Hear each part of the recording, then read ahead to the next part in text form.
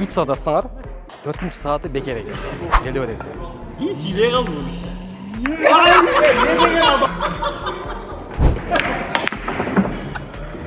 Geç sıkıdan cindi.